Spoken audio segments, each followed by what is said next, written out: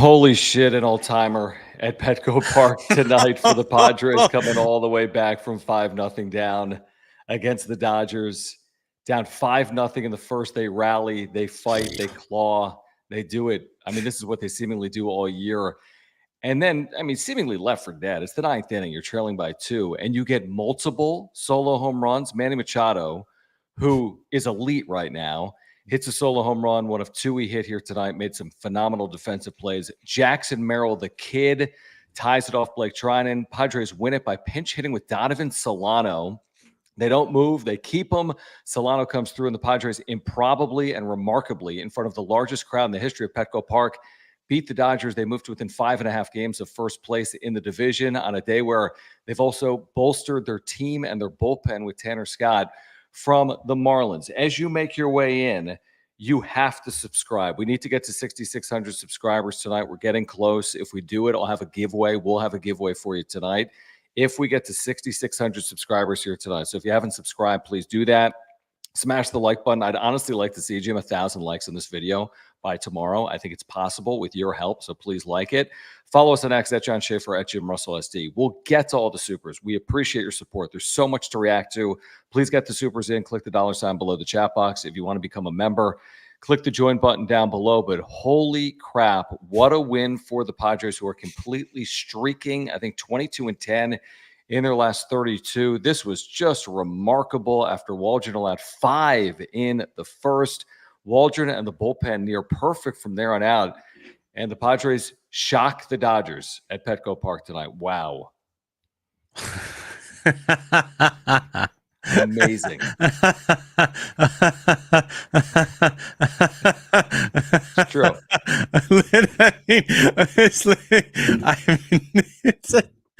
Dude, it's comical. I feel like, and there's been a lot of big moments this year. You tweeted out, this is like the 10th win of the season or 10th game of the year already. It really is. Tomorrow is July 31st. We are on the doorstep of August. August is when it gets real. All right. I feel like tonight cemented this team has like a special vibe to it that I think is going to just continue. Like this team feels special. I know you might be saying, well, Jim, they've had a bunch of these types of wins this year. Why didn't you say that before?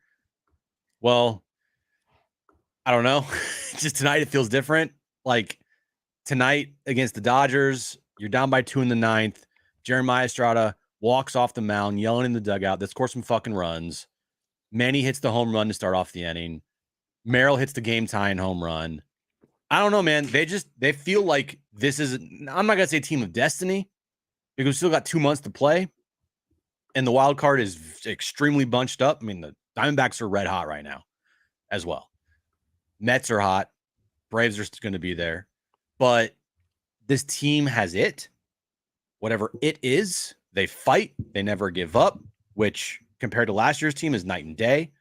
They have a special quality to them. They have a superstar rookie who comes up in big time moments. They have your star players contributing here. I mean, this is probably Manny Machado's best game of the season overall, I would say, defensively and offensively. So impactful. I mean, defensively, he was amazing tonight. This was vintage Manny Machado.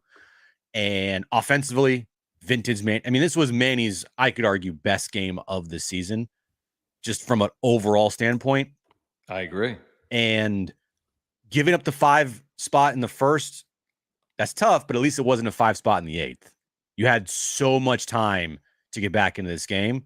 And Waldron settled down, got through 4, and the bullpen wasn't the A team. It was the Koleks and the Gillespies, and they kept it at bay, and they kept it at 5 runs. And one of the wins of the year, this team has that special vibe to it. And thank you to Mike Schilt. Thank you, Mike Schilt, for listening to the wrap-up show. Probably not. And going with Solano there in the pinch 10th. hitting Donovan Solano against the lefty.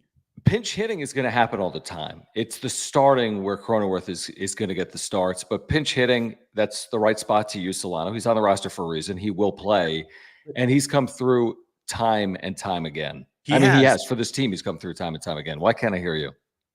I don't know. Now I can.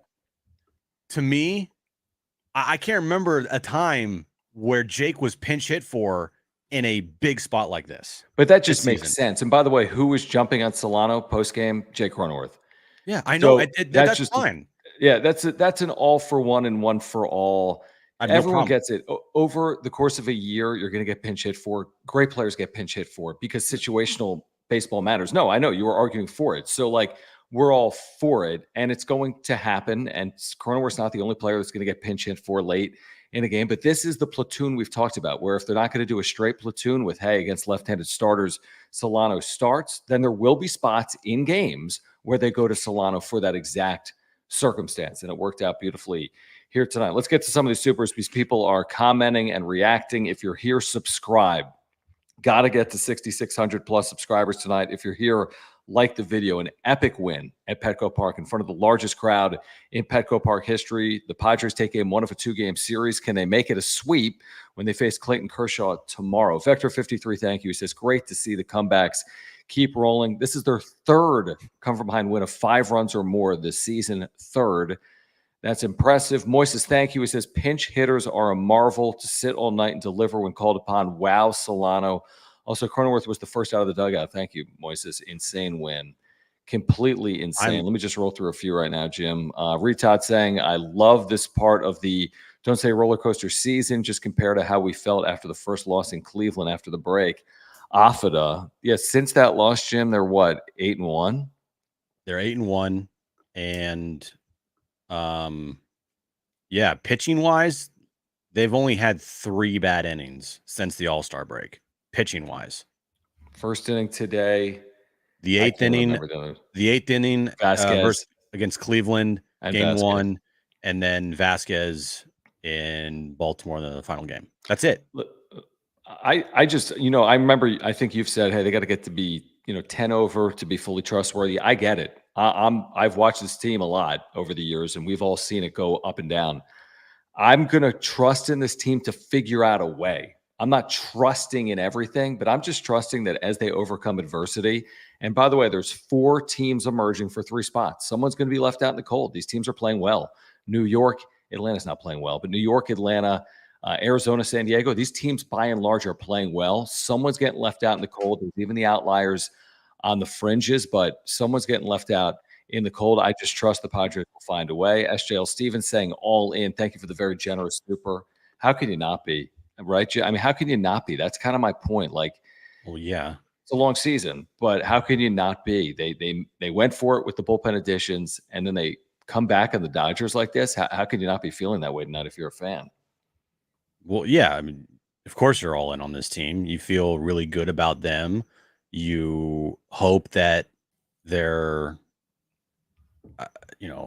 ugly, like we're going to lose 5 of 6 doesn't show back up type of thing here. Like you just hope that they continue, and they have. I think I talked about it after the sweep of the Nationals. I said, don't let up. Don't have them their 5-game winning streak turn into all of a sudden we just lost 5 of 6. And to their credit, they have absolutely shown that they are hopefully not going to go down that path, at least not right now. They have extended the good baseball out to multiple series now.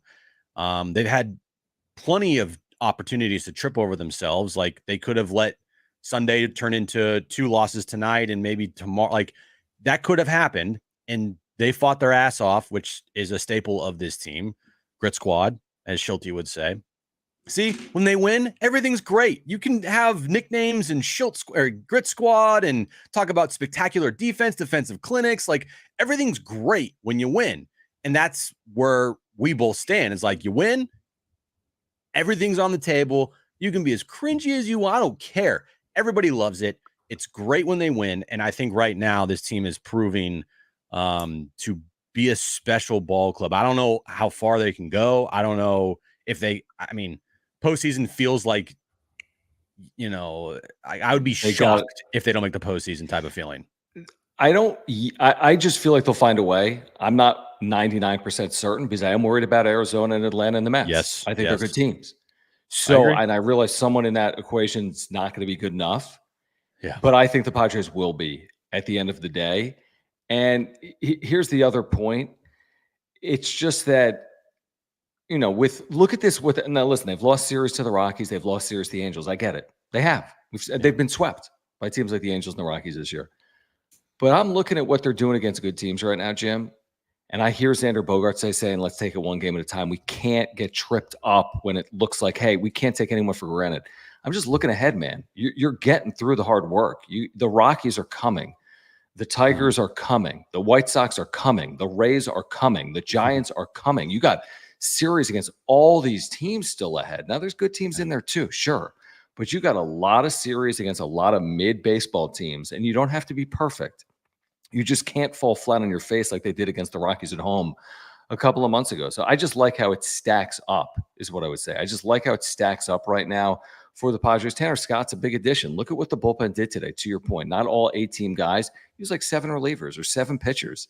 Yeah. And you navigate your way to a win. I mean, that's really impressive. And they could have a bullpen game or two. They don't have to have this 5th starter that has been so highly sought after by this team. I think they'll figure it out, that 5th spot, whether it's Musgrove, whether it's Martin Perez, whether it's whomever they got from Miami in that deal today for Tanner Scott. I just think they'll figure it out. They have enough depth in that bullpen that they'll be good enough if they have to cover 6 innings. Tonight felt like one of the if every time you play the Dodgers, it feels like a postseason game when you're close. It really does.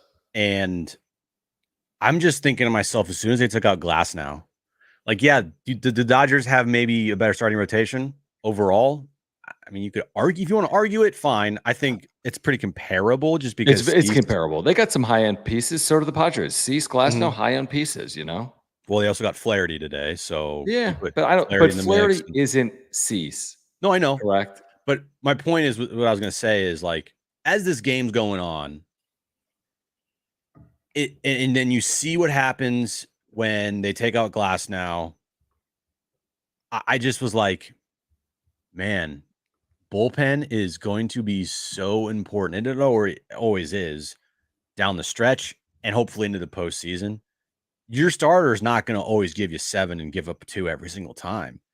If your starter, like tonight, Matt Waldron had blow up in the first, gave up 5, but he controlled the rest of his outing, got to 4, and let the bullpen take over. That's going to be kind of maybe what it's like sometimes in the postseason. Your starter's not going to be a consistent 7-inning guy in the postseason, and that would be like an all-time postseason start. It would be, of course, especially today. Today is different than 35 years ago. You go 7 shutout in the postseason, like that's considered like amazing.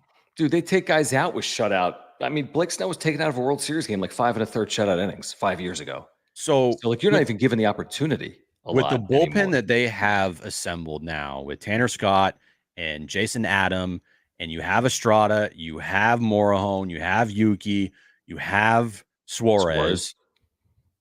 I mean, look, in the postseason, if your starter gives up 3-4 runs in an inning, just go to your bullpen. You just be like, hey, we need to keep it here. And the best part about this team is if you keep it at a reasonable run differential, a reasonable amount, they have the belief that they're going to come back and win that game. And that's exactly what happened tonight. I'm thinking to myself, man, did the Dodgers F up here by not going out and getting bullpen pieces? Because the Padres, that's all they did this trade deadline. They just loaded up on the bullpen. Yeah, but the Padres beat up on good pieces. Like I know, and the Padres didn't even use their bullpen pieces that they got today either. Right. Well, here's the thing. Like the Dodgers bullpen has been very good. Now, here's the thing. The Padres have seen Vesia a ton. They've seen Trinan a ton. I don't know if they've seen Banda, but you're talking about 3 relievers with sub-3 ERAs that they took advantage of. Trinan 2 home runs, that's not happening. I mean, Vesia's had some of his worst outings of his career. Agreed. But also, this isn't really on – it's not on Vesia when you're in the 10th inning of a tie game with a runner at second. Like, you're not going to be like, oh, man. Like, if I'm a Dodger fan, it's Trinan in the 9th. It has absolutely nothing to do with Vesia in the 10th. And Glasnow, a credit to the Padres because he ended up throwing more than 100 pitches at 102. He's not going to start the 8th inning. at 102 pitches. If he's at 92 through 7, he'll start the 8th inning. But they get to that bullpen, and then they eventually take advantage of the bullpen. Let's get to some of these supers. A ton are rolling in. We're going to get to 6,600 subscribers with your help. If we do it live on the show, we've got a giveaway for you. We're 27 away. You have to subscribe if you're here. The home of exclusive year-round Padres talk, the home of real Padres talk. Please subscribe, smash the like button for us, and thank you for the super chats. We'll get to all of them. We appreciate your support of the channel, like this one from Brian, who says, I don't remember a better Padres team, light years ahead of last year's team. Profit over Soto. I think that's Profar. I think they are light years ahead of last year. I don't know if they're light years ahead of 2022. Well, they're not even close to 98. No. Well, not now.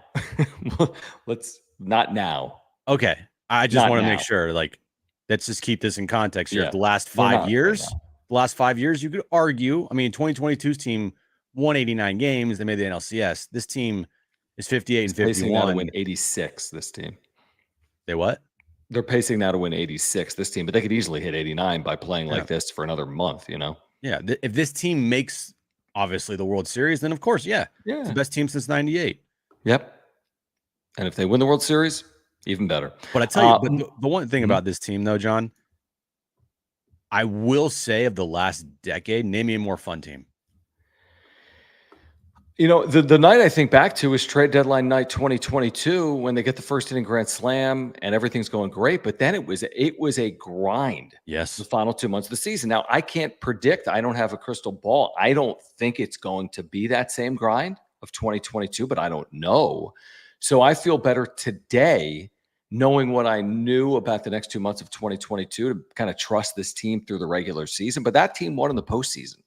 Couple of big series on the road in New York. Beat the Dodgers in the freaking postseason. That's not going to be easy, even if these teams lock horns again this year, with the Padres being 6-3 against LA. It's not like, oh, we'll just beat them again. I mean, that's not going to be easy, obviously. So I'm with you. I think from a fun perspective, from a ceiling potential, with the way they overcome deficits and adversity, and they're like a team, this could be the most fun team of the last half decade or longer. But they still have to prove it over the next 2+ months that they're not 2022, but they could be 2022 based on everything that we know. Yeah. Let's get to this. Moises, thank you for the super. He says, not tonight, LA. So clutch. This team is clutch. I mean, they really are. And then Joseph Johnson III, thank you, saying Schilt broke Roberts. How about second half Schilt? How about Schilt season? What are they? 8-2 since the break? The fuck? What was Roberts doing there in the 10th? I have no idea. Stop. Like, your pitcher's on the mound. What are you doing? Was he trying to dispute, like, I don't know, but baseball? You cost your pitcher a ball. Yeah. Cost your pitcher a ball. What are you doing? Made no sense. Sense. It's just like a prelude or a precursor for probably what's to come in the postseason for the Dodgers. Probably. Dave Roberts effing it up again. Probably. Andrew, thank you, says Dave Roberts on total tilt the 10th. Yeah. What I mean, listen, the Dodgers are good. If I'm guessing here, this doesn't lead to the Dodgers, 60-game collapse to close the year. But I mean, if we may for a second just remember that this team was supposed to be historically good in a regular season. They're dealing with injuries. They have, Freddie Freeman's out for personal reasons, unfortunately. That's not ideal for anyone. No. But listen, they may very well win the division. They're favored to win the division. They've got a 5.5 game lead. And I don't think the wheels completely fall off here. But, they've dealt with adversity too. I mean, this is not the season they expected to have. I know that. They did not expect the Padres to be within 5 games of them at this point in the season. Doesn't mean the Padres win the division. Doesn't mean they don't. I'm just saying that if you're the Dodgers, if you're in that clubhouse, nothing is guaranteed as of yet. They'll be in the postseason, obviously, but they haven't wrapped anything up as of yet. And here's this too, Jim. Even by winning the division potentially and or making the postseason, they're not going to have home field advantage here, right? I haven't looked recently, but they're not going to have, in all likelihood, home field advantage in the National League. So they got real work to do, as they typically do in the postseason. Yeah, they're not the juggernaut that they have been in recent memory in the regular season. They just aren't. They're a very flawed team. With top-end talent, amazing top-end talent. Yes, but they are not by any stretch dominant bullpen. Padres have a better bullpen than them by, just a lot, I think. Right now, especially. Man.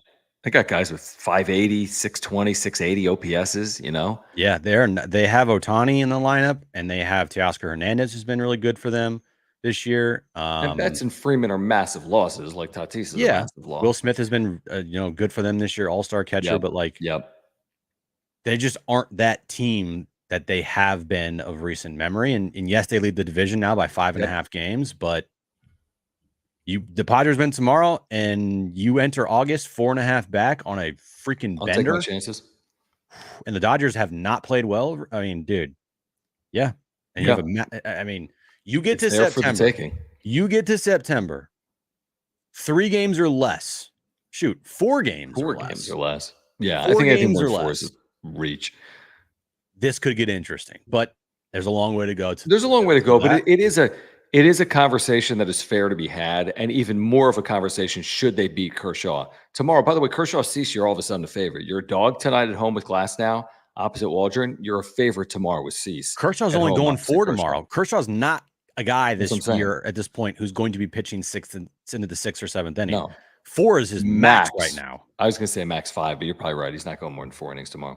Moises, thank you. He says, Merrill's the most confident yet humble 21-year-old I've ever seen. He was born for this fire. How about the moments he's had? The walk-off at home within the last 5 weeks. Tonight, Jim, I mean, arguably bigger than the walk-off. The game was not tied. I think it's easier in a tie game than trailing in that spot. He hits a 1-out, game-tying home run in the ninth to follow Manny. I mean, imagine the heartbreak, Jim, if Manny hits 2 home runs and you lose 5-4. You'd be like, that for nothing? All the comebacks and the defense and the moments for nothing? And Merrill puts his team on his back and says, no, we're going to play this thing on. And that was you're going to hear a lot about Manny tonight and the bullpen and just beating the Dodgers. But, I mean, Merrill's and Solano, but, I mean, kind of Merrill's the star. Because, yeah, Manny can hit 2 home runs, you can lose. And Solano doesn't even get a chance if not for Merrill there in the 9th inning.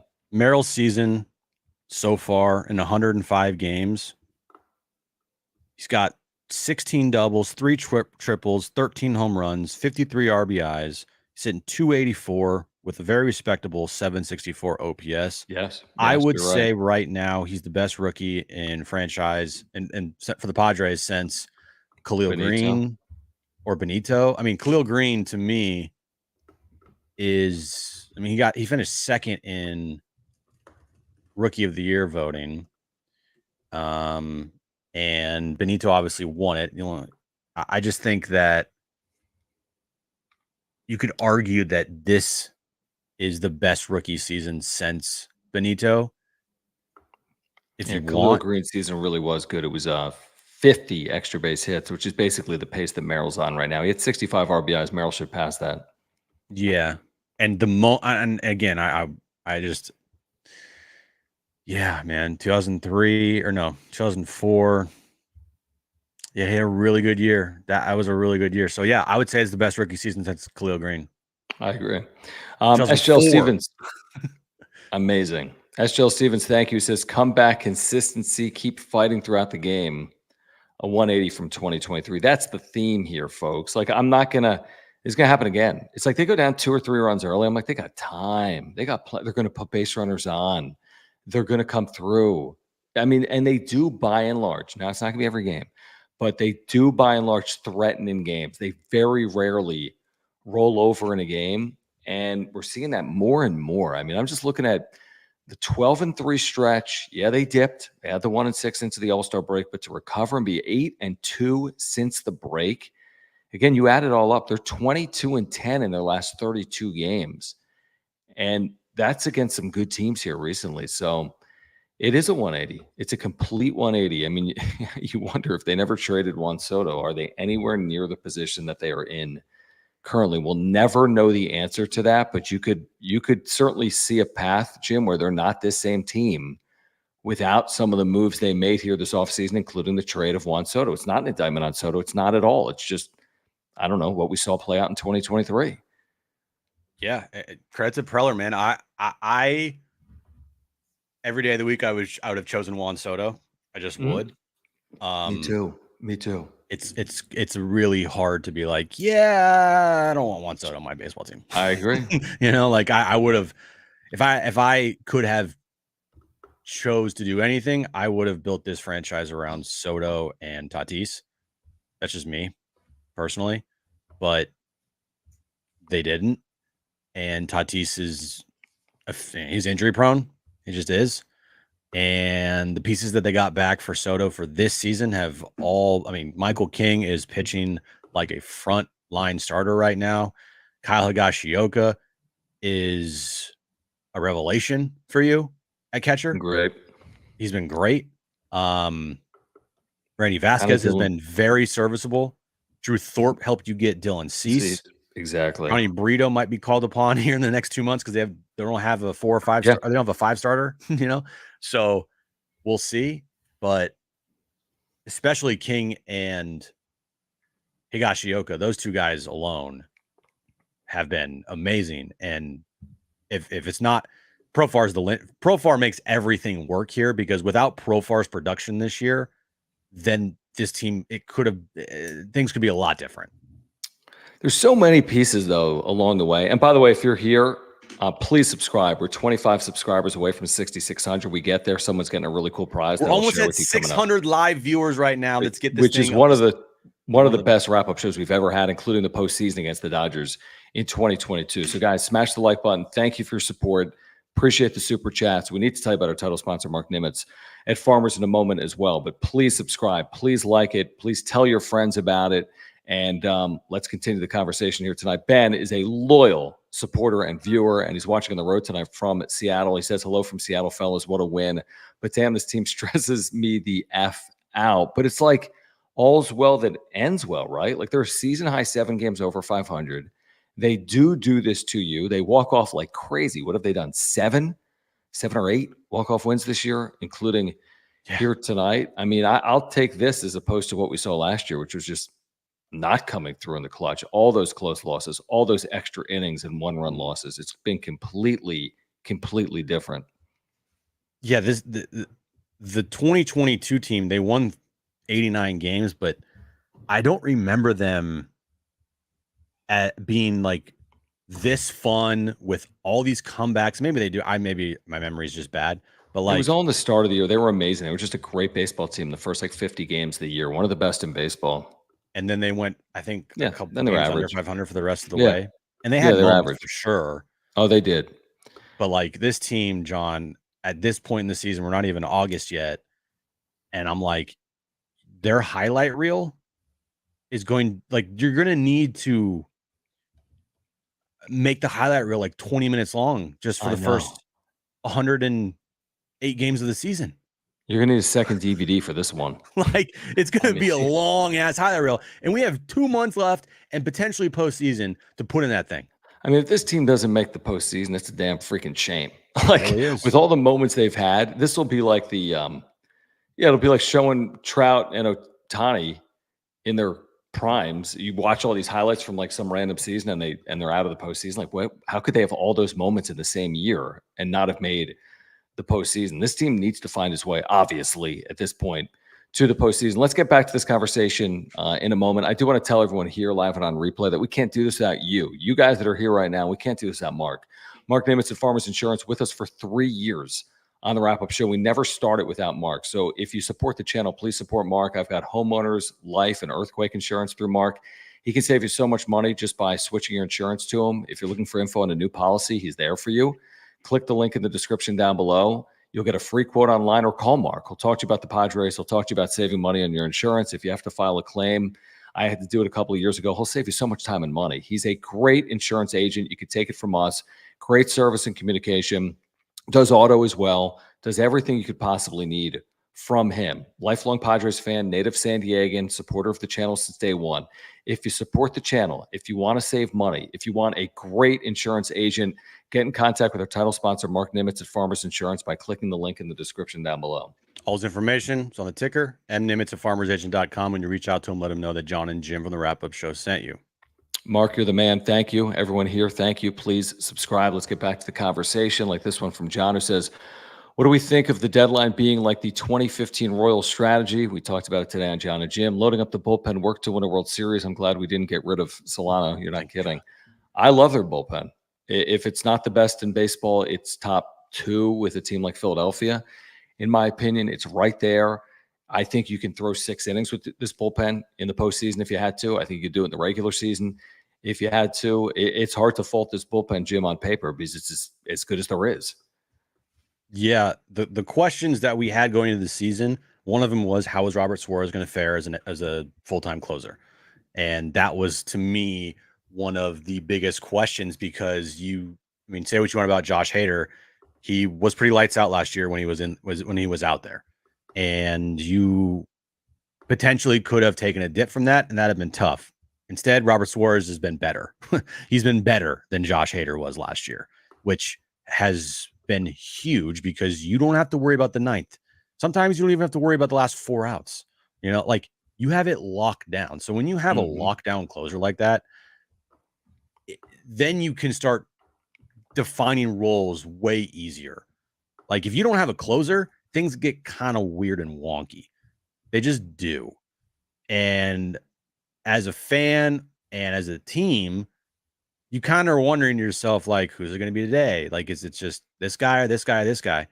But Robert Suarez has been the linchpin to that bullpen, and it makes everything work. And then you get the season you're getting from Jeremiah Estrada kind of out of nowhere. He didn't even start the year with the team, but he was a name to watch going into this, into the season after his camp, and he has been brilliant. And then Adrian Morejon has taken that next step. Couldn't stay healthy, couldn't stay on the field, right? Had the stuff always, but he just couldn't stay out there. He's been great. Yuki Matsui has had some ups and downs, but recently he's been great as well. And then you bring in an all-star closer, Tanner Scott, and you bring in Jason Adam, who is having a really, really good season as well. You got 5 dudes right now that you essentially could do like you did tonight in a postseason game. You make a 4-inning game. If you have the lead after 4 innings, you go to your bullpen, you're going Adam, Estrada, Morejon, Scott, Suarez. And to your point, as good as Suarez has been, and he's been amazing, arguably Tanner Scott's been better. Now, Suarez is going to keep the ninth. That's basically what Schultz said. Now, he hadn't fully communicated that with Preller because it's a busy day for Preller, and Preller made this move truly today. So they hadn't had the 1-hour sit-down, obviously. The move was made this afternoon. He's not even here as of yet, Tanner Scott. But you could absolutely argue, you look at these numbers now, the walk rate is high. Everything else is 99 percentile. I mean, this guy is the best reliever in baseball other than the walk rate is high. Everything else is he's the best reliever in baseball this year. So I think Suarez keeps the ninth inning. Why wouldn't he? You win every single time he's on the mound. But if the matchups are right, maybe it's Scott. If Suarez is down, clearly it's Scott. And with Scott and Suarez, Jim, to your point in the postseason, that's 3 innings. If I have to win a game and I got to get 9 outs, the way they've used Suarez this year, I then go get 4 outs from someone, go get 5 outs from someone, and go preserve leads. That's got to be a part of it. I want to say, let me just look at this real quick. I want to say that the only 2 games that Suarez didn't pitch well in was in Philly. Okay, I want to look at this here. It was Arizona where they won that game, the Padres. But I want to see, did Suarez? Let me just see here. Okay, Robert Suarez pitched that game. And sorry, I'm doing this on the fly. Robert Suarez pitched that game. Okay, so there's one. And then against Philadelphia. Okay, never mind. I was going to say the 2 bad games that he's had came on the heels of him pitching consecutive days. Against the Arizona Diamondbacks when they won 10-8, that was coming off of him pitching his 3rd straight day. Philly, I think, was kind of just a one-off. But when you give him rest, dude is lights out. Lights out. If you're not running him into the ground and pitching him every day or pitching him 4 outs or whatever, lights out. So what the Tanner Scott move does is you give Suarez like some rest here, and you don't have to use him all the time in close games for potentially multiple innings and 4 outs. Like Tanner Scott now is another closer in that bullpen who saved 18 games this year already and you can use him instead of Suarez sometimes. You don't have to use Suarez every single time in the ninth. You're right. I mean, they've lost one game this year that Suarez has pitched in. Now, he's blown a lead or two. They came back to win that Arizona game, but they've lost one time with this guy on the mound. He's been elite. CJ Aztec Hoops, thank you for the super chat. He says, honestly, poetic that Solano hits the game-winning hit on a day where he woke up not knowing if he'd be a Padre or not. Love the show, guys. Keep it up. We appreciate that. It's true. You look at someone like Daniel De Los Santos. He moves. Major leaguers move on deadline days to make a major league team better, even for buyers. Now, not everyone. It would have been a surprise if Hassan Kim and Solano and De Los Santos and Wandy Peralta, making it up, move. That would have been a surprise. One major leaguer to move. I mean, he made 4 trades, Jim. He made yesterday or 2 days ago that we've talked about Jason Adam. He made Tanner Scott. He made the late Martin trade. And he traded away De Los Santos. He made 4 big league trades, essentially. He's added 4 major leaguers to this roster. So he was active. He made 3, trades, major league type trades here today. And Solano, I argue the merits. Do you get rid of him? Does he have value? You said hold him, hold the line with Donovan Solano, and it paid off in a huge way. The dude's just paid off. He's paid off all season long, including tonight. Yeah, I am a big Donovan Solano fan. I just think that his approach at the plate, what he gives you, he's just so calm. He's always going to give you a good at bat. There's not a matchup problem for him. Like he's just a very solid professional hitter. And I thought to potentially get rid of him for a bullpen arm would have been ridiculous. Like I would not have been in favor for that. It doesn't equate because you need him. Again, against left-handed pitching, the guy's a great hitter. And he's a good hitter against right-handed pitching. But no, you're right. He has value for this team. Yeah. And I didn't know if they would utilize his value, but they have, because one pinch hit at bat could be the difference between one additional win. And again, I'll say it again, credit to Schulte, because it could have been very easy to say bases loaded, Jake Cronenworth. He's one of our main guys. Just go up. He's had success against Vesia on the mound that hit in the postseason. We all remember that. Oh yeah. And he could have easily kept him up there, right? And then and what if he strikes out? What if he's in the double play? Like 2 outs. Yeah. And who's up next? I think Manny's up next, or Bogey. Manny was up next. It would have been Manny. Okay. And Manny would really struggle tonight. Imagine a Manny grand slam with 2 outs in the 10th. Oh, gee, that'd have been his third of the night, his third home run against the Dodgers. But again, credit to Schulte, and credit to him to be like, look, I could stick with my guy Crony here, but the better matchup is the guy who hits lefties at a 300 clip this year. Yeah, than the guy who's lefties at a 200 clip. Exactly. And that's what should be done majority of the time in late game situations when a lefty is on the mound and Cronenworth is up to bat. Yes. Late game situations, you're 100% right. I completely agree. And by the way, Schilt proved that's the plan, because this isn't a one-off. He's going to do it because it works. David, thank you for the super chat. By the way, we're 12 subscribers away from 6,600. I'll go get the giveaway. If we hit 6,600, we'll live here. If we get to 6,700, we'll have something else for you. But we got to. We're almost over 600 plus live viewers. The most watched wrap-up show. Well, I won't say of all time, but it's the most watched time. It's the most people are in this. There's no other Padres channel out there right now that has this many viewers. So thank you. Get people over here. Thank you. Tell people. We appreciate you. Tell your friends to come over here live on replay. Nobody has a bigger channel right now than us. So we appreciate you. You guys are the best. You, Jim. You guys are the best. Swinging the big channel around. It's kind of a fact. Sorry. We appreciate you. We love you. Hit the like button. Hit that subscribe button. And thanks for being here. All right, David. Thank you. And there's so much to get to, by the way. We haven't even touched on the trade deadline. We will. David says Thor voice. I don't even know what that is, so I'll do it. Bring me the division. Also, Merrill is rookie of the year. Get out of here. The division. Thor voice. Get out of here once every 5 days. Skeens is going to win it, unfortunately. But how does Thor talk? I don't have an accent, so I can't do it. Oh, I do. Ahoy there. Bring me the division. That's not Thor, you idiot. I don't know what Thor is. Jared, thank you for your membership and your super chat. He says, who saw my sign on John Boy? Welcome to a stadium that doesn't smell like pee. I saw it. I saw it and I retweeted it from somewhere. That's hilarious. Hold on, let me look at this one more time. That is you. Yes. That is so funny.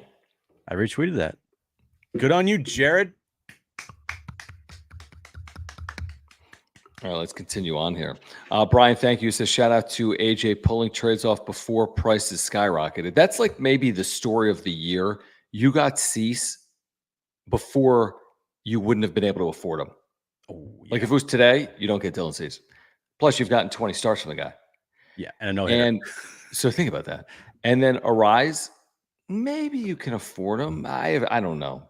But you wouldn't have had 70 games from him or whatever they've had from him this year, 60 games, whatever it's been from Arise this year. Like it's kind of funny when you say like this year, AJ, all the moves, Solano, Peralta, Estrada, Arise, Cease, Masterclass, 58 and 51. Good record. Yeah. Not the best in baseball. It's a good record. But we've seen teams at this point of the season be around 500 and go on an absolute bender. Yep. Yep. You're right. I hope that's the case here. That'd be awesome. But it is what it is right now, and they're 58 and 51. Mm-hmm. So like, it's not the greatest. It's definitely not the worst. They're in prime position. And they put themselves in a good spot. Well said. Now again, the 4 teams for 3 spots. 4 teams bunched together. Maybe 5 because the Cardinals made a couple moves and they're not going away, I don't think. True. Caleb, appreciate you, man. Thank you for the super chat. Guys, if you're here, subscribe. We are 8 away from 6,600. We've got a giveaway when we hit it. I'm going to go into my basement, aka garage. Is the garage your basement? No, it's not. And get that giveaway. Once we hit 6,600, if we somehow blow past 6,700 tonight, you don't even want to know what's coming. I'll give you my lightsaber.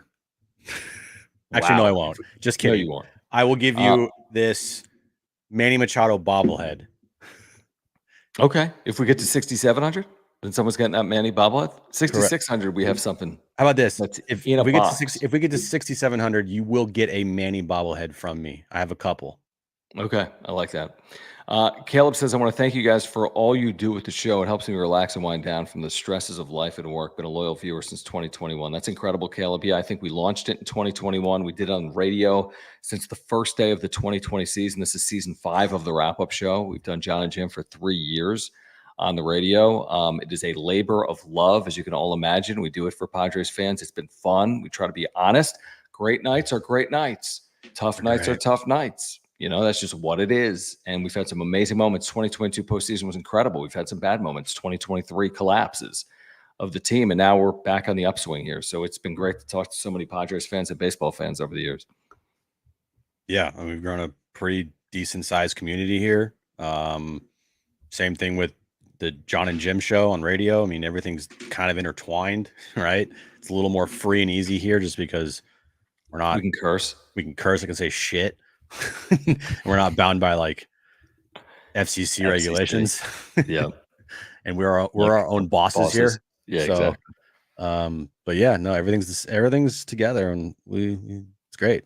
And considering our audio quality here is typically better, although if you go back 3 years, who would have ever said that with you in your garage? Oh my God. God, that was terrible. I wanted to Could you imagine if tonight I had internet problems and I was like glitching and stuff? You would literally murder me. I'd kill you. Don't jinx it. He's so far so good.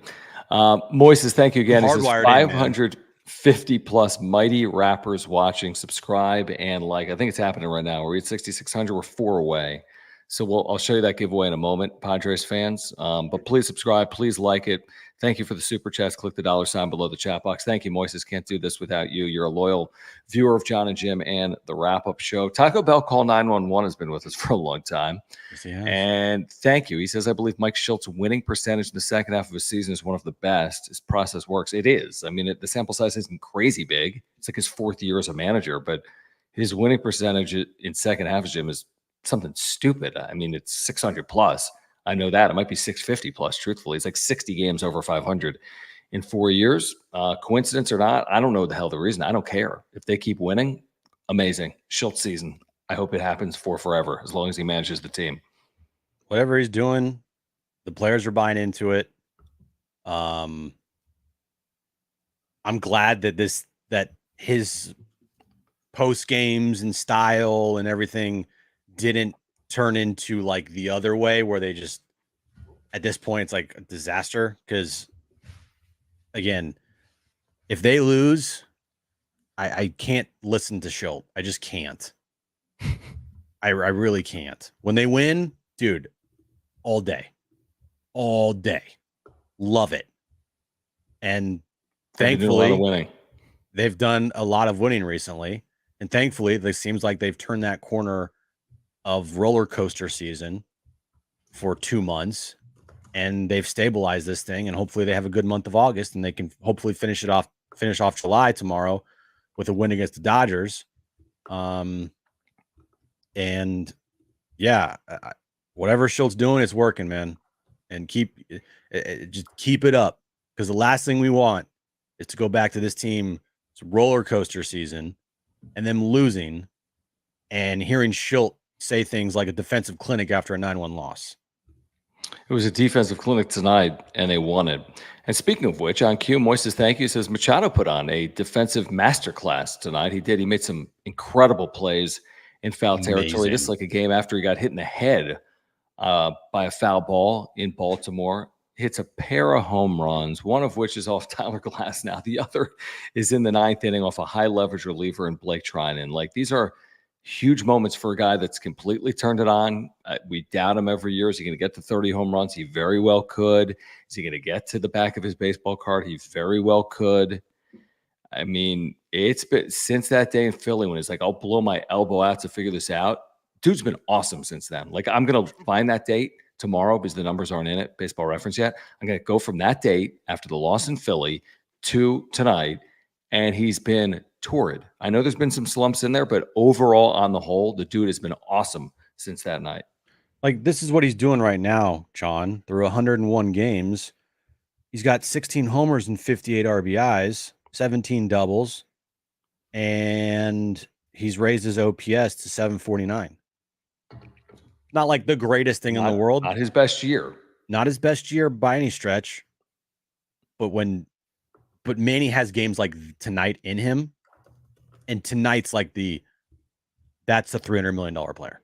Yeah, it's like a nuclear player. I mean, there's very few players in baseball that are capable of doing what he did tonight. The defense and the offense. He is on pace for close to 30 home runs, close to 30 doubles, which is pretty much like a average Manny season. 30 plus doubles, 30 home runs plus, like close to 100 RBIs.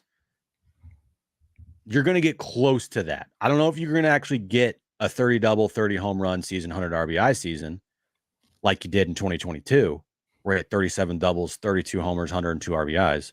But I could see him having like 30 doubles and 28 homers and like 90 RBIs.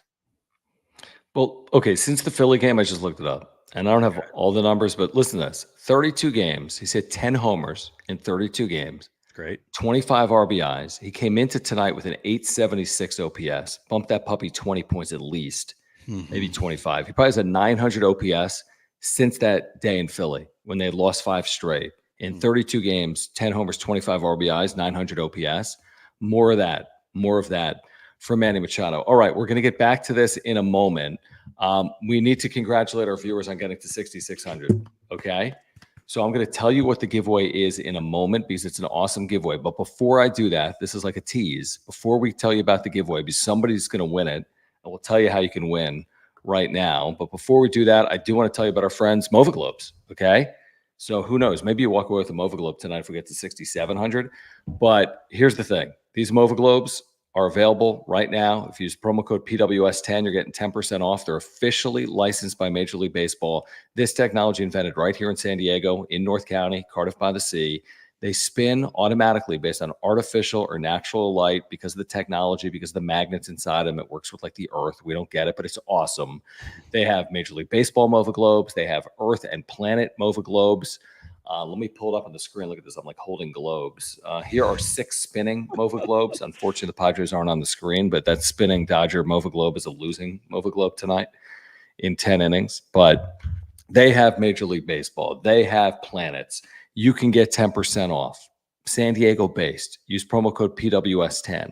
click the link in the description down below. Michael, who works at Mova Globes, is a longtime and loyal supporter and viewer of the Wrap Up Show. Really cool company with amazing products. You're going to love these things. My 5-year-old loves them. My wife loves them.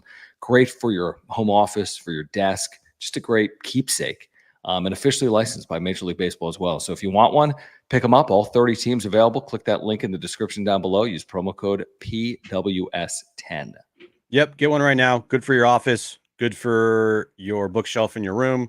Good for bookshelf in the living room. It's great for anywhere in your house. Go there right now. PWS10 is a promo code, 10% off. Mova Globes. You can get Earth Globe. You can get a Padres Globe. Any baseball team globe. You can get a nebula. You can get Starry Nights. You can get multiple different Earths. You can get planets. You can get the sun. You can get the moon. They have it all. Go there right now, movaglobes.com. All right, you talk. I'm going to go get what I have downstairs. Okay. What is John going to get? That's the question right now. What is John going to get from his garage? I don't even know what he's getting from the garage. He hasn't told me. Rarely does he tell me a lot of things. Kind of just am surprised when it happens. And then he calls me an idiot for it, for not knowing, but then he never tells me. So we're just going to sit here and wait. We're going to sit here and wait and see what he has. We do have some more supers here. Let me get this right here. Let's see here. Did I get to Michael? We get to Michael. So with 3 pitchers, get the axe once the new additions are on the roster. LFGSD, go Padres, keep the faith. I would say Gillespie, definitely. And the other pitcher, it's a good question. I don't know. Who gets the axe? Like, who on this roster gets sent down after they bring in? Actually, you know what? Well, one of them's De Los Santos. De Los Santos is gone. Gone. And Gillespie is another guy who's going to go down. So there's your 2. Austin Davis, but they added Tanner Scott and Hoeing. Yes. So 3 pitchers, 3 spots. Gillespie. Is Adams on the Major League roster? Jason Adam is on the Major League roster today, I believe, right? No, Jason Adam is. I'm talking about who's the other? Why am I? Hold on, let me just pull this up here, just so I know, because there's a lot of hold on. All right, their active roster, John. Austin Davis will be sent down, and Logan Gillespie will be sent down for Brian Hoeing and Tanner Scott. That is Jason Adam was the move for De Los Santos in terms of the roster. Correct. And then maybe Alex Jacob is a guy who sent down for Martin Perez. So we'll see. Right. No, that's a good point. That will be who we will be. Those will be the moves. Yeah. I mean, you can't move Kolek. And Kolek's provided value. You can't move him. It's Rule 5. You can return him. There's no point to return him. You always need a long man. You always need a guy when you're down by a couple runs. And he pitched it today in a meaningful game, in a game that you ended up winning. All right. How about this? What do you get? What do you have? Drum roll. This thing's dope. Wait. Okay. And then we have to tell people, here's how you're going to win. Jim, put Tati in the chat. You have a Soul Series Padres bobblehead of Fernando Tatis Jr. from Korea. Look at this. What the heck? I just got it in the mail. They sent it to me from Foco. Our friends at Foco. It just came in the mail. Must be nice. Yeah. A Fernando Tatis Jr. Korea Series limited edition Foco bobblehead. Our friends at Foco. Put Tati or Tatis in the chat and do it in the next 30 seconds, and Jim will pick someone. Then you have to email PadresWrapUpShow@gmail.com with your address. If you win, PadresWrapUpShow@gmail.com. Email me your name and your address. I'll put it in the mail. It's going right to you. Never been open. Just got it. What? Look at that. You still have time. I mean, these bobbleheads are. Jim has a lot of Foco bobbleheads. I do too. I mean, they're really spectacular. Toddy one's right there. Foco. I got a couple other Focos in here. Except I have a Juan Soto Foco. Yeah. I would take it out, but I'm not going to take it out because whoever wins it, it's never been touched. You might want to keep it in the box. So, Jim, our time is up. People, look how many people are commenting. I think probably 100 people have put Toddy in the chat, maybe more. Tatis or Toddy. Scroll, pick a winner, and the winner, email PadresWrapUpShow@gmail.com. I'll do the drum roll. All right, hold on. I'm just going to. Yep. You got to be, well, I mean, we have to be able to ship it to you. So hopefully you're not like on Saturn or something. Hold on. I'm literally just like random scrolling. There's so many though. You can't deal. This is a lot of pressure on Jim. Okay. I don't want a 600 shot. All right, you ready? I'm ready.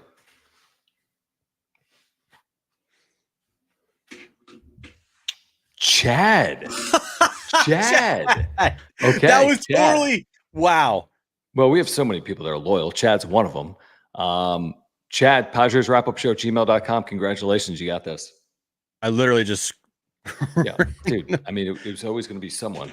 Oh so my Chad, goodness. congratulations. Here's the thing. You know what? I want to make this a little more attainable, Jim. You got, if we get to 6650, do you have a giveaway back at your place? Machado? Arguable? Arguable. Hold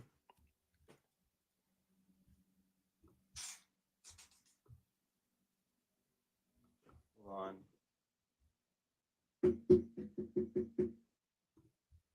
I see if I can go upstairs, I may. Let's figure this out. I don't have another thing that I could give away here. Well, stand by. Let's get to 6650 and I'll give something away. So let's get to 6650. We're at 6605 right now. So Chad, congratulations. Thank you guys for your support of the channel. Let's get back to the super chats. Again, Chad, email me. PadresWrapUpShow@gmail.com. All right, let's continue the conversation here. Brian, thank you, says, Jim misses keywords we battled. Talking about Schulte? Tingler from earlier. It was at 10:32, 11 minutes ago. What were you saying? I have no idea. Brian, follow up. It doesn't have to be a super. If we see it in the chat, I don't. I don't miss the word we battled. Jim's going to give away his Hosmer jersey. Someone put. Jesse, appreciate you, man, for hanging out from. I think in Hawaii is where Jesse is. Oh yeah, good news. I'm leaving Hawaii. Gooder news. I'm getting stationed in San Diego. Wow, very cool. Okay, that's awesome. He says, God, I love the Padres even better when they beat the Frauders. What? Yeah, I mean, what a night. I mean, wherever you are a Padres fan, we have viewers in like Korea, Europe, Mexico, wherever in the States, Hawaii. I mean, it's a good night to be a Padres fan. I think there's a lot of people that are going to wake up tomorrow in the East that are Padres fans and be like, wow, what a win. What a win. Because I think some people probably quit on this game. If I'm living in Nashville and it's a 9:40 Eastern start, and then at 11 o'clock they're down 5-2 or whatever, you're like, okay. And then you wake up and Padres beat the Dodgers 6-5-10. So Jesse, appreciate it, man. Yeah. And hit us up again when you're back in San Diego. That's super cool. Yeah. And thank you for your service.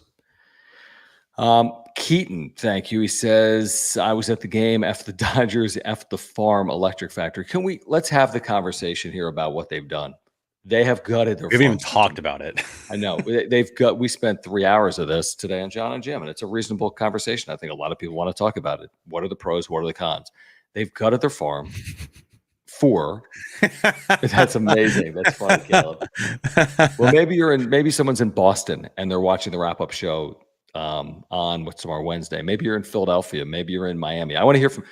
You know what? We just had 1 million people in the chat. We're not going to get to all these right now. We just had 1 million people comment live in the chat. Put right now in the chat if you're here live, or if you're here on replay, you can put it in the comments. Let us know where you're watching from. Put it in the chat right now. Where are you? San Diego, Orange County, Europe, Nashville. Put it in the chat. We're not going to react to it, but the community can see where everyone is watching from here tonight.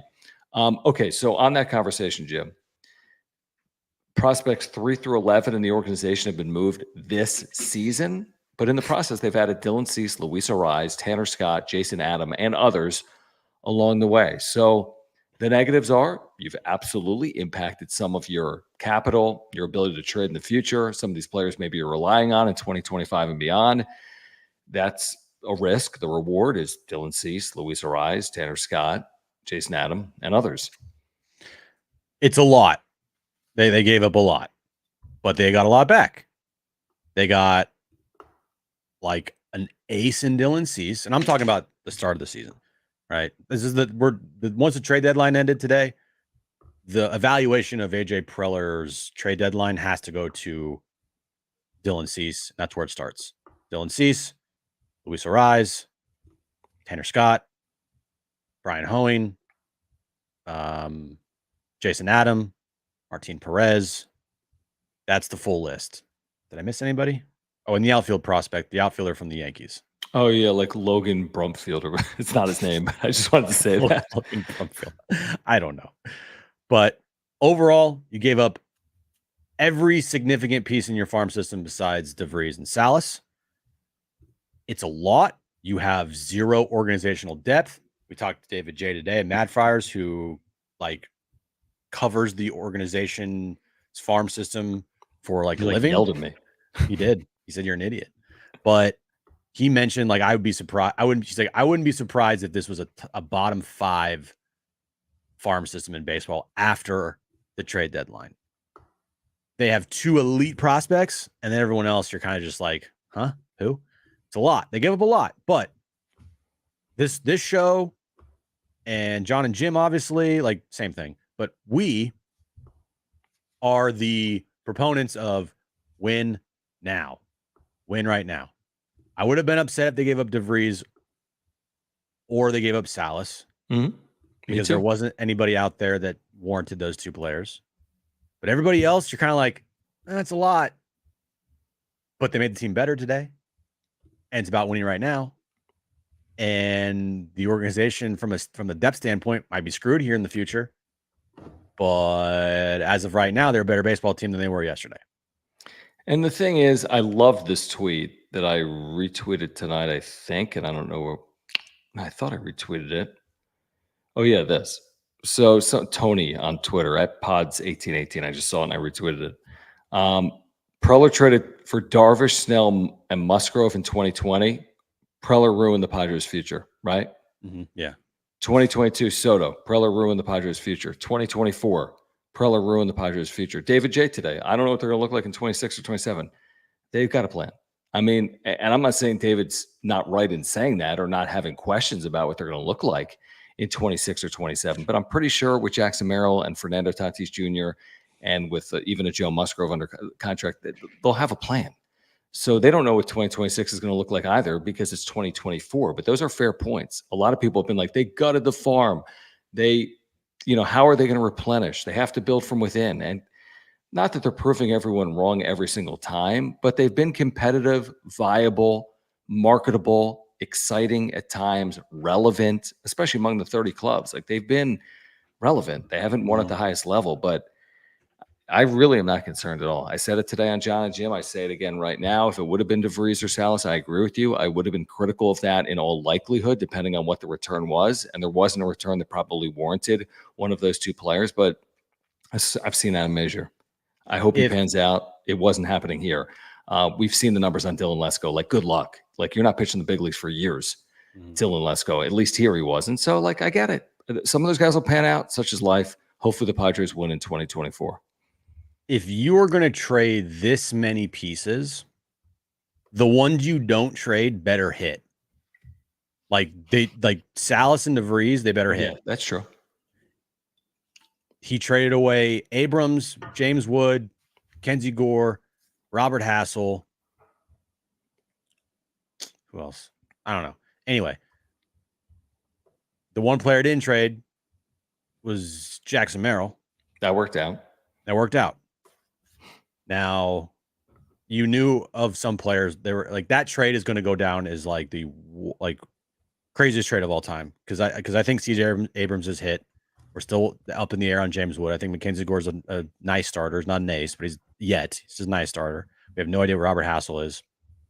But when you trade this many pieces away from your system, the ones you don't trade better hit, and Salas and DeVries are considered untouchables. And when they come up to the big leagues, whenever they do, they better work out, because AJ Preller has traded away a lot of prospects that have worked out for other teams.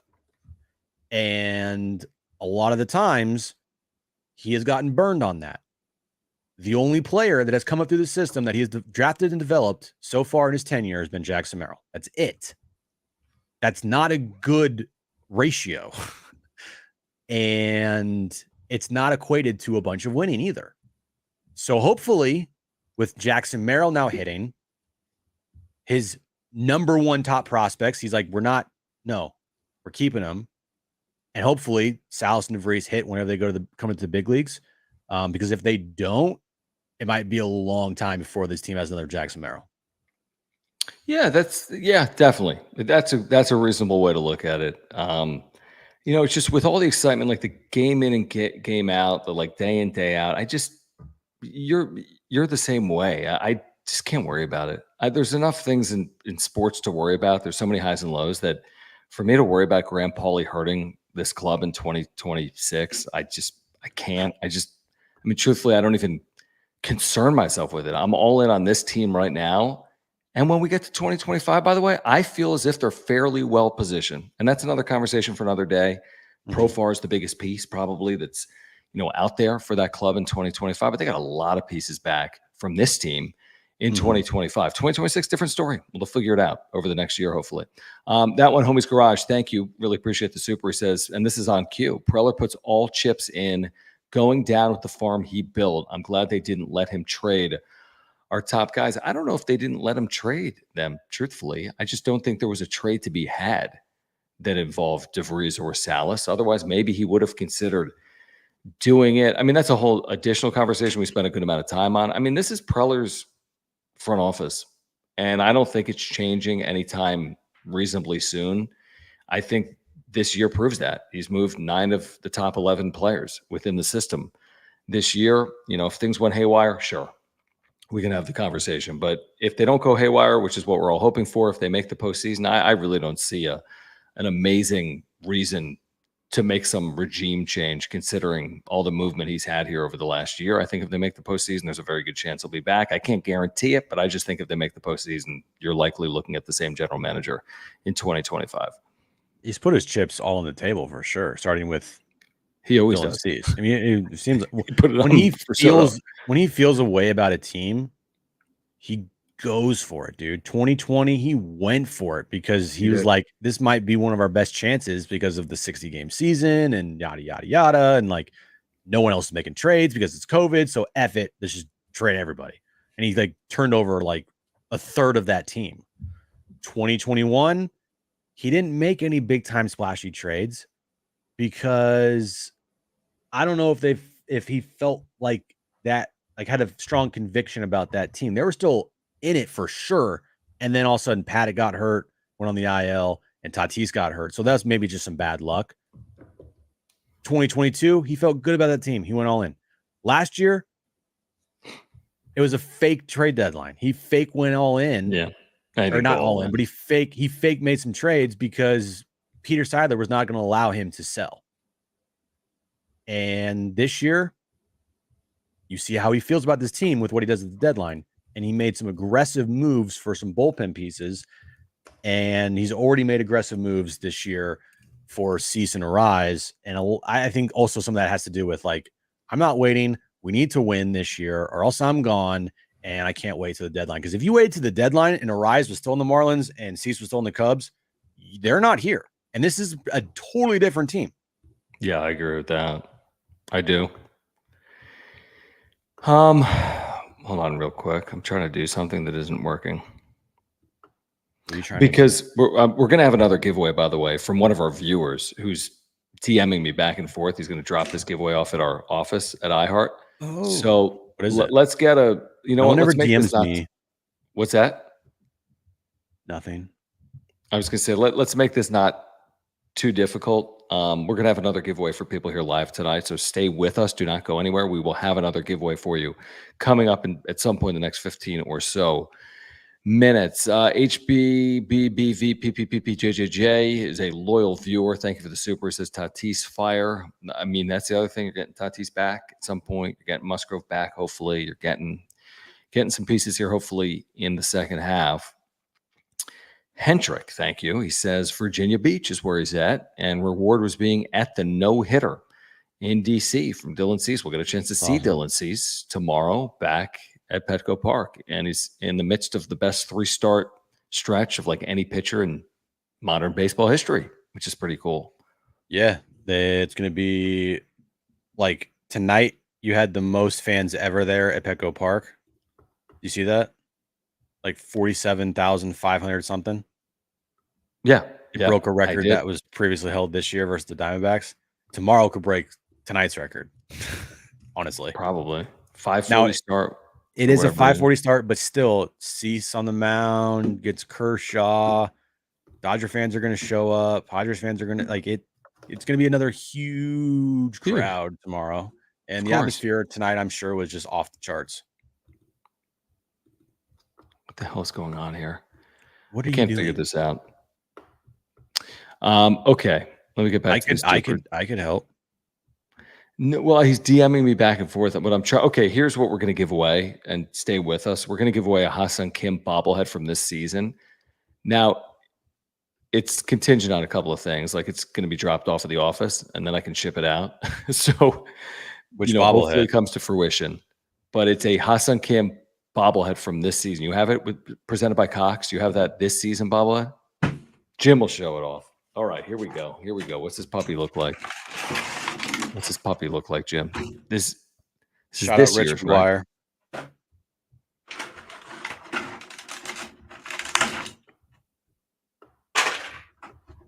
I just have so many bobbleheads. I love it. Okay. There it is. HSK. Does that head bobble? It does. It bobbles. You know what? Let's give it away right now. We don't need to hit any sub threshold. Put Kimmy in the chat. If you're here live, put Kimmy in the chat. You have 30 seconds.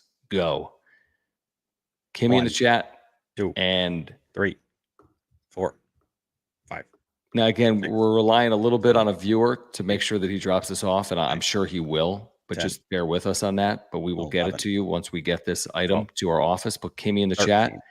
14, And then the winner, send me your name and email 16, PadresWrapUpShow@gmail.com. You still counting? 18, 19, 20, 21, 22, 23. A few more seconds. 25, 26, 27, 28, 29, 30. Here we go. You pick, John. I'm not picking again. You pick. Eric Alvarado, congratulations. You have won the Ha-Seong Kim bobblehead. Padres Wrap-Up Show. Congratulations. Padres Wrap-Up Show. Send me your address. Again, I got to get it to our office, and then I'm going to get it to you. Terrific stuff, guys. Seriously, giving away this Toddy bobblehead tonight, a Kimmy bobblehead. We can't do without your support. We're thankful that we can do a couple of giveaways here tonight. Obviously, we can't, get something to everyone, but we appreciate you guys hanging out with us here tonight. Let's get back to these super chats that are still coming in as the Padres win 6-5 over the Dodgers tonight behind their bullpen and Manny Machado and Jackson Merrill and Donovan Solana and others. Actually, I think I might have missed one. Brian, thank you. He says, screw it, stoned, but says it'll be a super chat. Oh, he was trying to follow up. I think you didn't need to do a super chat. He says, I like being a smartass. Been with y'all since day one on iHeart. That's super cool.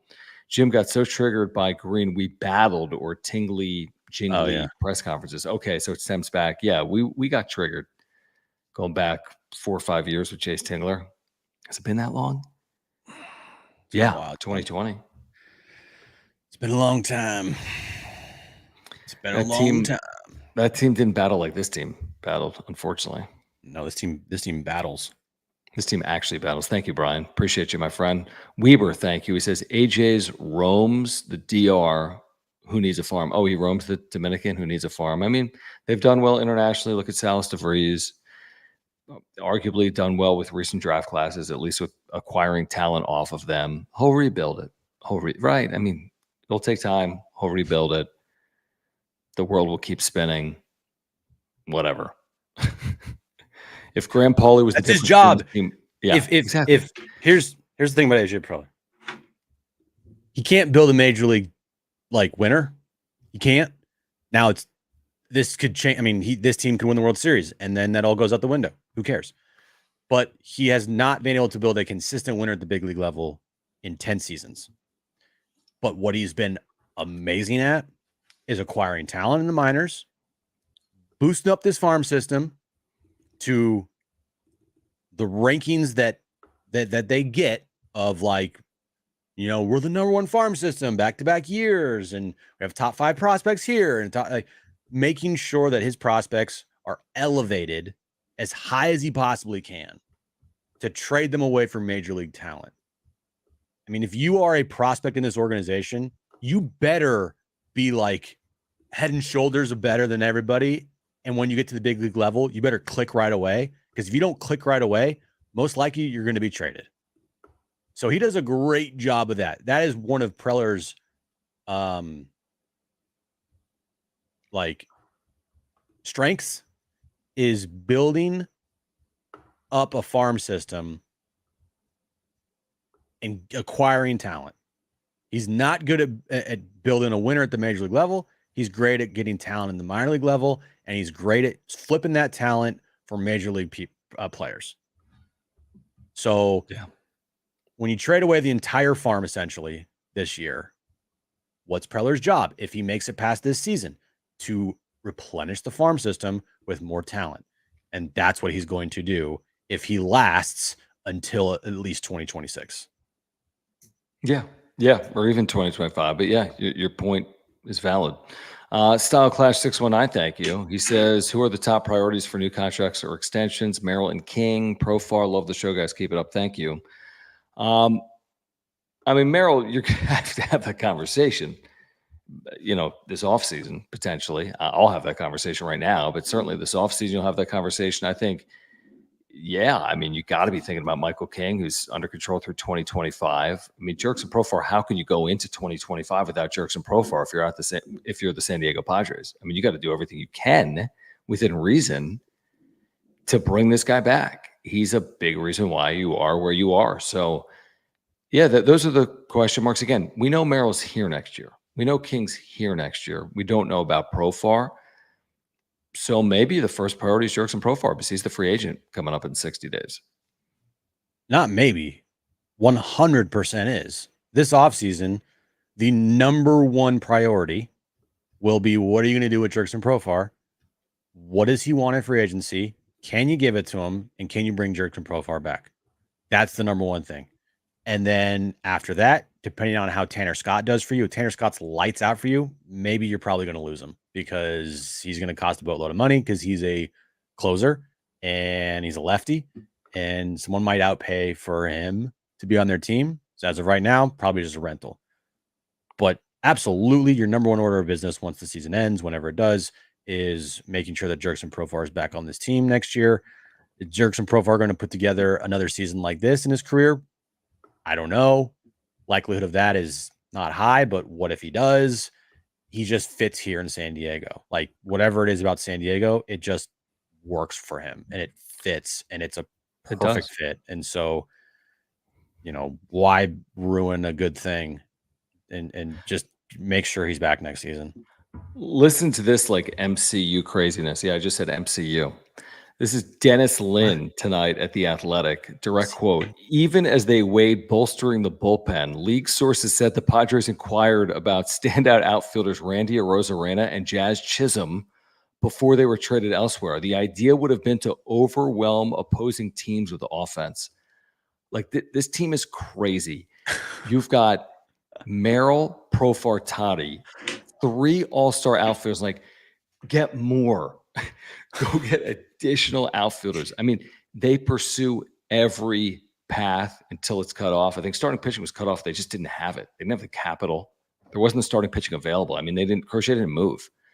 Well, Scooble didn't move, but they were willing to do whatever it took to make this team better. I think they made the team better, but they were willing to go to great lengths in an effort to do whatever it took to make this team better, apparently. and it's been reported that the Yankees had a deal ready to go for Tanner Scott, but they got outbid by the Padres. That's probably why Robbie Snelling was in that deal, because Preller could not afford to go at the deadline and just get Jason Adam. Yeah. And I do like the they had a couple, like you said, they wanted to overwhelm people with their offense, or they wanted to get some high level starting pitching that was out there, or they wanted to get high level bullpen pieces. They chose the high level bullpen pieces over everything. I think that could prove out to be the best course of action, because Crochet to me was a red flag. I said it the day that report came out about him not pitching in the postseason without a contract extension. Flaherty got traded to the Orioles last year, did not pitch well for the Orioles. Other than that, there's not really many like top end starting pitchers out there that you would break the bank for.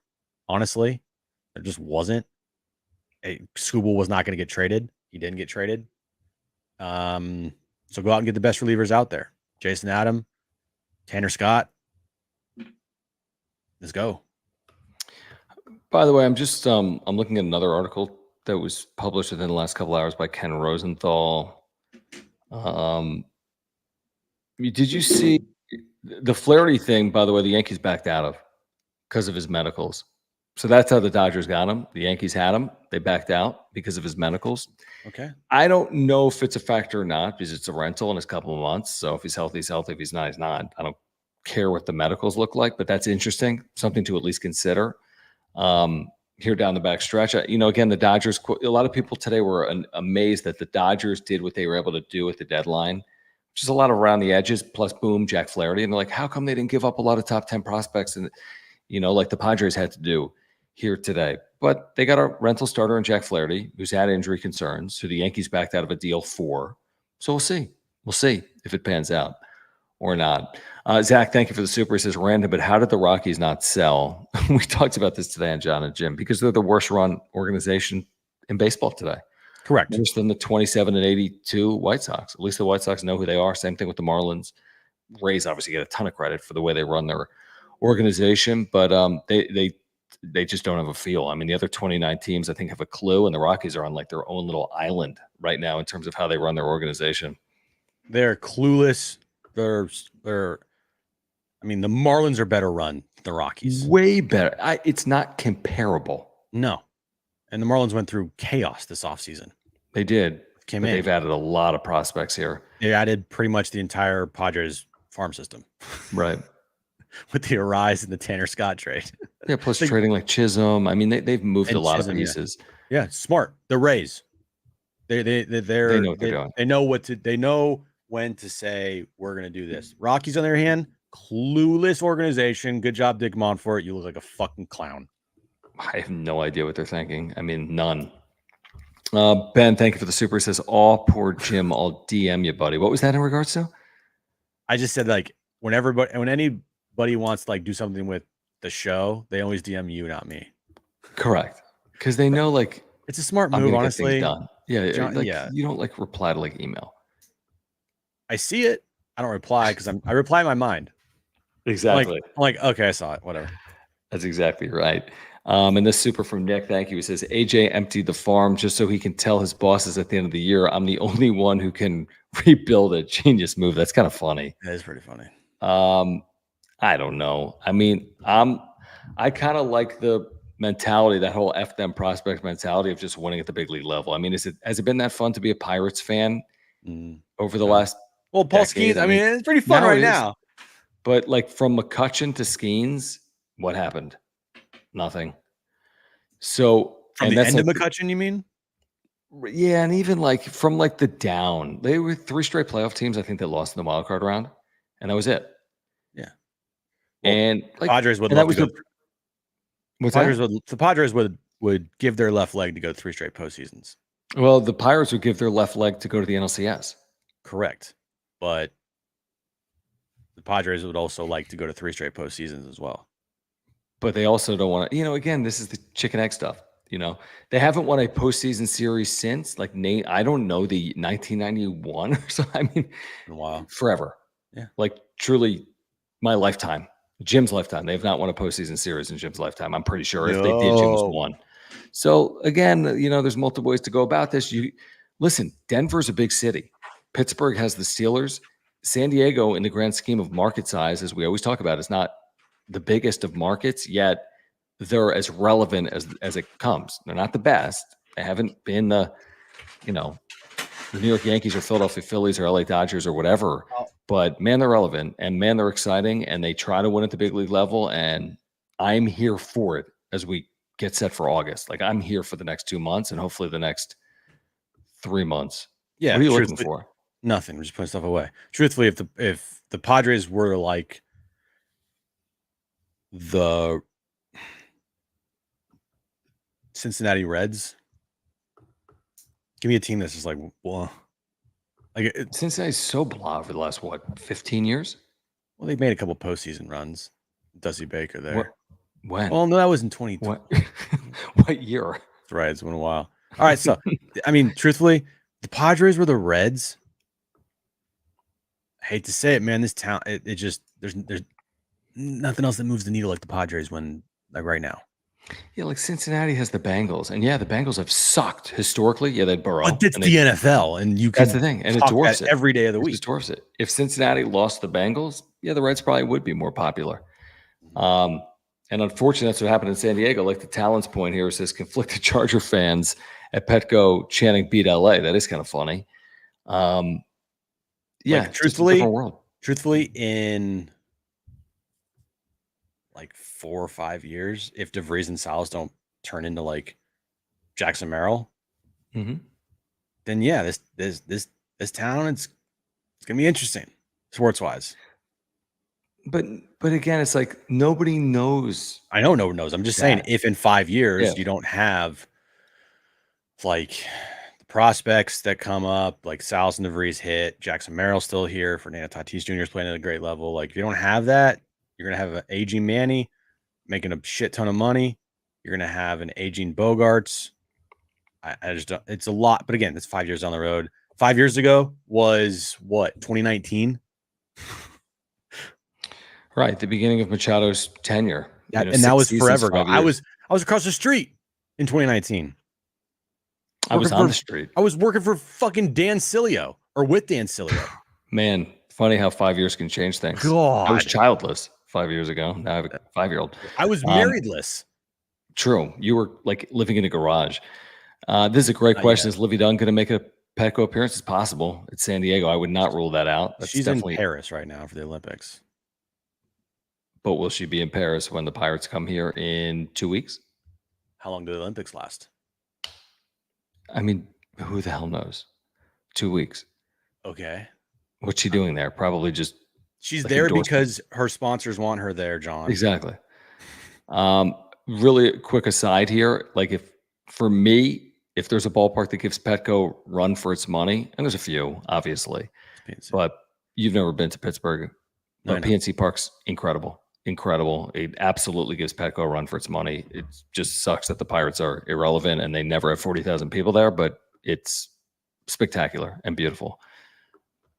That's my 2 cents on raise the Jolly Roger. Yeah, exactly.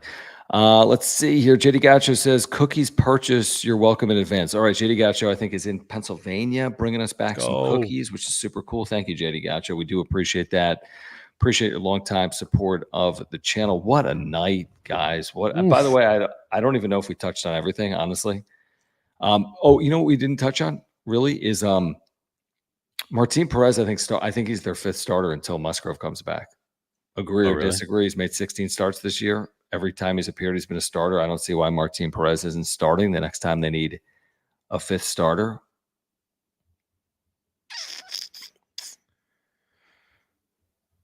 We'll see. Until Joe gets back, then Joe's their 5th starter. So maybe not. Maybe if Joe says he's going to return on Sunday, right? Yeah, I mean, he's not returning Sunday. He's not. Because AJ said he's week to week, not day to day.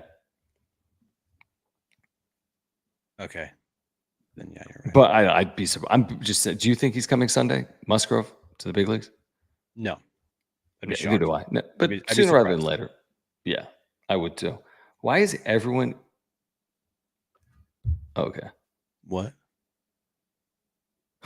I got a couple emails from people saying, "Oh, HSK bobblehead with their address," and that didn't win. Who did I pick? Eric Alvarado, right? Yeah. Someone else emailed me, Tommy. Tommy, you didn't win. Smart move. They're like, hey, I won. Wait, hold on real quick. And then someone else. What? Someone else That's did you, the man. same thing. That's why I don't like to do emails. So I got Chad as a winner and I got Eric as a winner. Guys, stop doing that. I'm going to get a million emails right now. Email John. Everybody email John. Say you're the winner. Dude, I will. No, I'm going to screenshot this now so I have the two winners. You idiot. I hate you. It is a good question, Jim. What? Oh. South Sudan? That's a good one because South Sudan almost beat Team USA. They probably should have won. Emailing me. Stop emailing. Keep emailing John. But stop it. How many emails do you have right now? Yeah, if you want Eric. Eric won. If you want a Hassan Kim bobblehead, just email John. No, don't do that, you idiot. Holy shit. All right. Join us tomorrow, right? Yes, John, there's a game tomorrow. Hold on real quick. This is from Dave Roberts. I just wanted to clarify that Mark went out there to talk to Alex, and I was asking if I could bring in Evan at that moment. Once he already visited, he's got to face a hitter. Dave Roberts acknowledges that he didn't understand a rule leading to a pitch clock violation. Ooh. Ouch. Bad luck. I just want to clarify that Mark went out there to talk to Alex. I was asking if I could bring in Evan at that moment. Once he already visited, he's got to face a hitter. Ugh. That is sloppy. Mike Schilt on the Padres bullpen effort versus the Dodgers. Quote, "Oh, historic. That's an AJ win right there." Ooh. You didn't trade for anybody. What are you talking about, Schilt? You didn't use anybody that you traded for today. Well, I think he's just saying in general. Those are the guys he's going to be using. There's nobody that loves AJ Preller more than Schilt. Oh my God. Maybe me today. It was funny because when Cease got presented with his no-hitter, which was pretty cool. Like they had the paper framed and then his jersey from that day, or a jersey framed with everyone's signature on it. That's pretty dope. It just, to me, it was so funny, the placing of everybody on the field. And it's probably just nothing. I just look at these things and I'm like, that's interesting. One side, you had Casenda and Grupner, and then the other side, you had AJ and Schulte. And I'm like, that's a fun. I mean, you got Schulte and AJ, they're lockstep. You got Grupner and Casenda over here, kind of like, I don't know about all this. Like, it's just funny to me. Dude, Casenda should be freaking sending cookies to AJ's home. Why? Like, because he's made this thing incredibly interesting. It's an amazing soap opera, and there's 45,000 people there every night. Okay. And you can have Hassan Kim bobbleheads all you want. You ain't getting 45,000 people there if your lineup is Graham Pauley and Dylan Lesko and whatever else. I mean, because it's incredibly interesting. Okay. So he should probably send another contract over there to extend him beyond 2026 after today. I'm kidding. But again, I mean, I don't understand, I guess, in the exact real time why there'd be any butting of heads in the organization as we sit here today without knowing, like, if the thing completely unraveled and they went 78 and 86 or whatever, 80, sure. But as we sit here today, everyone should be on the same page because Grupner is making money off Preller's moves, and Casenda is smartest guy in the room right now. Because the Padres are excited. Winning cures all. But I can tell you this: if they weren't winning or they don't win, shit will hit the fan, guaranteed. No doubt. That's sports. I agree. And that proves the point of, if you have a great relationship with somebody, and if you are lockstep, losing will not hurt that.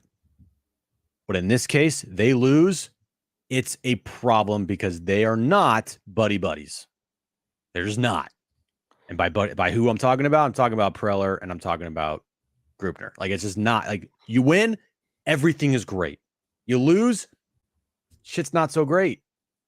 And a good organization, I'm not saying the Padres aren't a good organization. I'm just saying good relationships, you plow through and you get through adversity together. So, and truthfully, honestly, they have got through a lot of adversity. But that was also when Peter Seidler was here, who was I agree. keeping the whole thing together. So I agree with that. How would it shape out now without Peter Seidler if shit hit the fan again and they have more adversity as a franchise to go through? Yeah, if shit hits the fan, yes. But if they make the postseason, then like I don't know what you're trying to run away from, I guess, as an organization. Moises says, why did Trinan serve up fastball first pitch to Manny? I don't know. Manny hit the ball far. I do know that. And Jackson Merrill also hit a ball far in the 9th inning off Blake Trinan, which was encouraging. So, yeah, I don't know. All I know is the Padres pulled a rabbit out of their hat tonight against the Dodgers. From 5-0 down against LA, like that's not happening. Not against Tyler Glass now. Like it's not. Lowest batting average against in the National League, one of the premier pitchers in the sport, with one of the best bullpens in the sport. Yeah, just a darn good team on the whole. They're not blowing a lot of 5-0 leads. Like, have they blown one this year? Maybe. But that's not an everyday occurrence with Tyler Glasnow on the mound. Like you should win that game, I would say 999 out of 1,000 times if you're LA with Tyler Glasnow with a 5-0 lead. And they didn't. And that's a credit to the Padres. But that's not something that happens every day, Jim, against Glasnow and the Dodgers. Before we leave, I feel like we should read off the Padres social media accounts Twitter from tonight. Yes. We will start at the beginning, everybody. It's not as cringy as I thought. 5 hours ago, when they acquired Tanner Scott and Brian Hoeing, man, what a last name. If I was a girl, as a joke, I would buy that jersey. Would you though? If you were, I mean, would you? Like, if I was a guy, I'd buy that jersey. I might buy that jersey just because of the last name itself. Hoeing, that'd be funny as hell. Do it. So we'll start. Spend $400. Be a man. They sent out a Tanner Scott and Brian Hoeing like video package. They said, "So here's the deal." ... Fire emoji. Okay. Manny's first home run of the night when they're down 5-0. There goes that Manny. Okay. Manny's catch by the Dodgers dugout, simply just wow, exploding head emoji. Not bad. They then retweeted another pretty awesome angle of Manny's catch. They said, "Man, oh man, oh Manny." Okay. That's a Don Orsillo. Then Manny's second catch. Okay, Manny. Okay, Manny's just showing off at this point. Then Jackson Merrill's catch. What a grab for the kid. Then in the 9th, oh my Manny. Jackson Merrill's home run. Ah! That actually wasn't terrible. And then they tweeted out a video of Manny's home run. They said, "Monster Mash." Jackson Merrill's game-tying home run video. Jackson did not come to play. What if I told you I don't get that? And then, what does that mean? I'm drawing a blank right now. Then chat. What the hell does that mean? And then, as Donovan Solana hit the walk-off, Donovan Solana, you beautiful ball player, you. They almost got like drunk themselves and like, let's just start saying things. I just would so much more appreciate this social media team if they just said, "Donovan Solana, you beautiful bastard, you." Just if you're just because that's a line from a movie. So like, okay, they changed it to be PG, but like, whatever. Then they tweeted out the video of Donovan Solana. It said, "Solely called game." Not bad. Not a lot of effort. I mean, there's not a lot of effort tonight, guys. But anyway, another picture of like Manny hugging Donovan Solano. This is what it's all about. And then another angle of Donovan Solano's game-winning single. "Welcome to Solano Beach." They love Solana Beach so God. much. There's nobody loves Solana Beach more than the Padres. And then walk-off graphic. Walk-off win, question mark? We had a good time. And then finally, end the night, 4 pictures of the celebration, the power of friendship, heart emoji. What I Kinda like do that know, shit today. what I do notice, just real quick before we leave, whoever runs this account, and I don't know who it is. I haven't met them. I don't know. They take a lot of their cues from Padres Twitter, which isn't a bad thing. It caters to the Padres Twitter, group. But like the power of friendship, that's a too much Morns thing. The VAR, that's a divine gospel thing. Honestly, though, they don't though. That's 2 of like a million. They But they've do done it a lot. maybe. I think, but a lot of it is just trying to be cool, and you're not cool when you do it. Like, just stop. Everything doesn't have to be a pun or a play on When they words. see Or something on Twitter that's from Padres Twitter, they definitely try to find a way to use it. maybe, I guess. But still, overall, 90% of it is just It's just cringe. It's more than 90%. it's what it is. Guys, use promo code PADSRAP at Underdog Fantasy if you want to join us. You can win Padres Pick'ems going on right now. Use promo code PADSRAP. That's PADSWRAP. Get a free special pick plus a 50% first-time deposit match up to $250. If you're not using Underdog Fantasy, if you're not playing, you should be. We've had a couple of huge wins this year. Jim's had some $400 and $500 wins.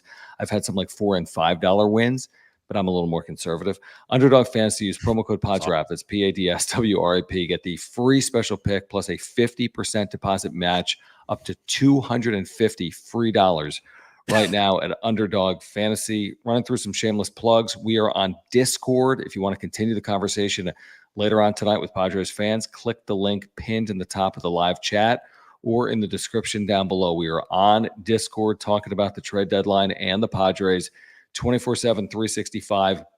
Join us on Discord if you've never used it. It's simple. It's easy. It's with the Padres wrap-up show community. So make sure to click that link pinned in the top of the live chat or in the description down below. In addition to that, if you support the channel, maybe you want to pick up something like the cap that I have on my head right now, you can do so by clicking the link in the description down below. Check out our wrap-up show merch. We've got John and Jim merch for you. We have wrap-up show merch for you as well. This is the hat I'm wearing right now in gray. You can pick it up. Click the link in the description down below. In addition to the hat, we have sweatshirts. Not exactly perfect for this time of year when it's 90 degrees out, but T-shirts for men and women available for the wrap-up show. Men and women, we've got everything that you could possibly need. If you want to support the channel, wear it to Petco Park. Support our work. Click that link in the description down below. We truly do appreciate it. And again, if you haven't subscribed, please do it. We'd love to get to 7,000 plus subscribers with your help here this season. So please subscribe. We'll be back with you, of course, tomorrow night as well for game 2 of the series. And tomorrow on John and Jim, where we've got you covered talking Padres and Dodgers and the impact of the trade deadline. But subscribe, smash the like button, follow us on X. Thank you for the super thanks if you're here on replay. Thank you for your support of our partners, Mark Nimitz at Farmers Insurance, our title sponsor, Mova Globes. Use promo code PWS10 to get 10% off. And again, use promo code PADSRAP, that's PADSWRAP, and get that free special pick plus a 50% deposit match at UnderdogFantasy.com. What a night, Jim. What a night. An all-timer night. All-timer night. All-timer. That's an all-time wrap-up show. That's an all-time regular season win for the Padres at Petco Park. We'll see if they can sweep the Dodgers tomorrow and get closer in the NL West. We'll see you tomorrow afternoon on John and Jim. Tomorrow night on the wrap-up show for Jim, I'm John. Get some rest.